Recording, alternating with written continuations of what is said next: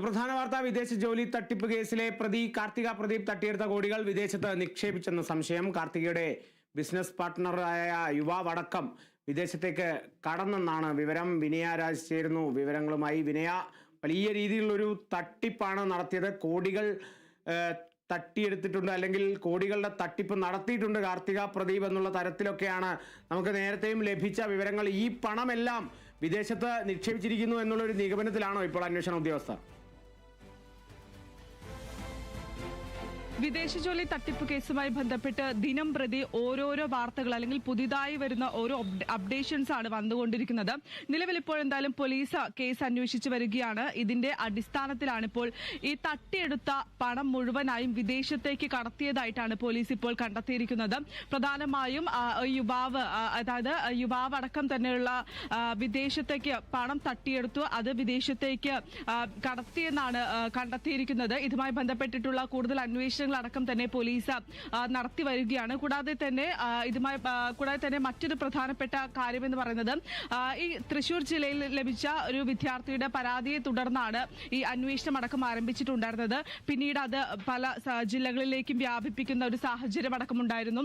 തൃശൂരിൽ നിന്ന് മാത്രമല്ല, പിന്നീട് തിരുവനന്തപുരത്ത്, കോഴിക്കോട്, തൃശൂർ തുടങ്ങിയ എറണാകുളം തുടങ്ങിയ ജില്ലകളിലടക്കം തന്നെ ഈ കാർത്തിക പ്രദീപ് തട്ടിപ്പ് നടത്തിയതായി പോലീസ് കണ്ടെത്തുന്ന ഒരു സാഹചര്യം അടക്കമുണ്ടായിരുന്നു. കൂടാതെ വിദേശത്തേക്ക് അല്ലെങ്കിൽ യുക്രൈനിലാണ് ഈ പഠനം പൂർത്തിയാക്കിയതെന്ന് യുവതി പറയുമ്പോഴും അതുമായി ബന്ധപ്പെട്ടിട്ടുള്ള തെളിവുകളൊന്നും പോലീസിന് ഇതുവരെയും കണ്ടെത്താൻ സാധിച്ചിട്ടില്ല. അതിൽ പ്രധാനമായും പറയുകയാണെങ്കിൽ ഈ ഡോക്ടർ പഠനം പൂർത്തീകരിച്ചു എന്ന് കാർത്തിക പറയുമ്പോഴും അതുമായി ബന്ധപ്പെട്ടിട്ടുള്ള സർട്ടിഫിക്കറ്റുകളൊന്നും തന്നെ കണ്ടെത്താനായിട്ടില്ല.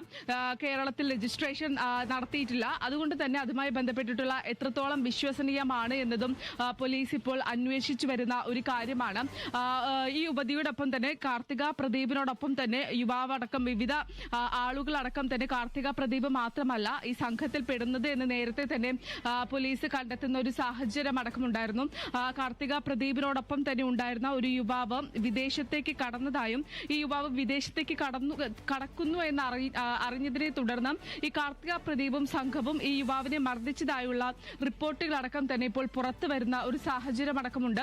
ഈ കസ്റ്റഡിയിലായിരുന്ന യുവതിയുടെ, അതായത് കാർത്തിക പ്രദീപ് നിലവിൽ കസ്റ്റഡിയിലായിരുന്നു കഴിഞ്ഞത്. തുടർന്ന് കസ്റ്റഡി കാലാവധി അവസാനിച്ചതിനെ തുടർന്ന് ശനിയാഴ്ച കോടതിയിൽ ഹാജരാക്കി റിമാൻഡ് ചെയ്യുന്ന ഒരു സാഹചര്യം അടക്കമുണ്ടായിരുന്നു.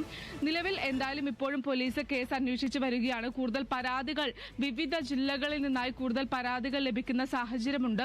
അതുകൊണ്ട് തന്നെ ഈ പരാതികൾ ലഭിക്കുന്ന സാഹചര്യത്തിൽ വീണ്ടും കസ്റ്റഡിയിലെടുത്ത് ചോദ്യം ചെയ്യാൻ തന്നെയാണ് പോലീസ് ഇപ്പോൾ ഒരുങ്ങുന്നത്.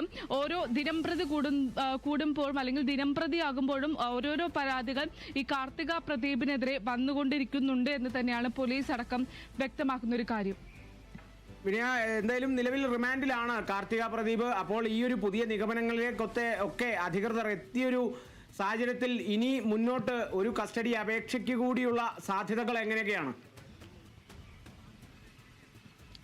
തീർച്ചയായും കഴിഞ്ഞ ദിവസമാണ് ഈ കസ്റ്റഡി കാലാവധി പൂർത്തിയായിട്ടുണ്ടായിരുന്നത്. അതിനെ തുടർന്ന് ശനിയാഴ്ച കോടതിയിൽ ഹാജരാക്കി വീണ്ടും റിമാൻഡ് ചെയ്യുകയായിരുന്നു ചെയ്തത്. പോലീസിന് ഇപ്പോൾ നിരവധിയായിട്ടുള്ള പരാതികളാണ് വിവിധ ജില്ലകളിൽ നിന്നായും ലഭിച്ചുകൊണ്ടിരിക്കുന്നത്.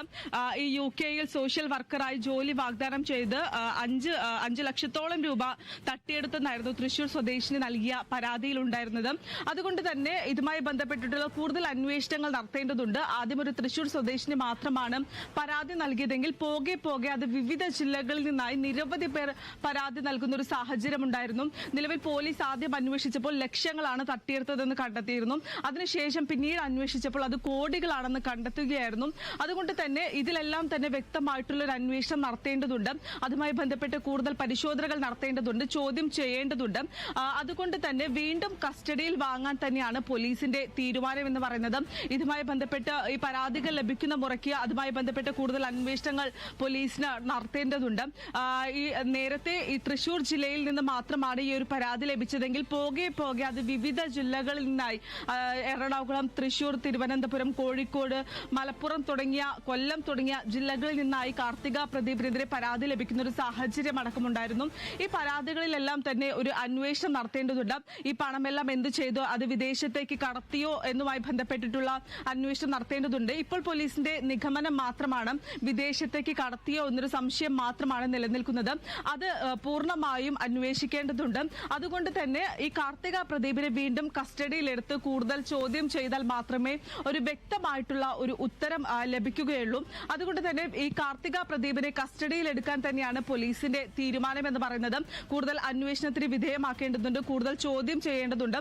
കാർത്തിക പ്രദീപിനെ കസ്റ്റഡിയിൽ ലഭിച്ചതിനു ശേഷം മാത്രമേ പോലീസിന് ഇതുമായി ബന്ധപ്പെട്ടിട്ടുള്ള കൂടുതൽ അന്വേഷണം നടത്താൻ സാധിക്കുകയുള്ളൂ.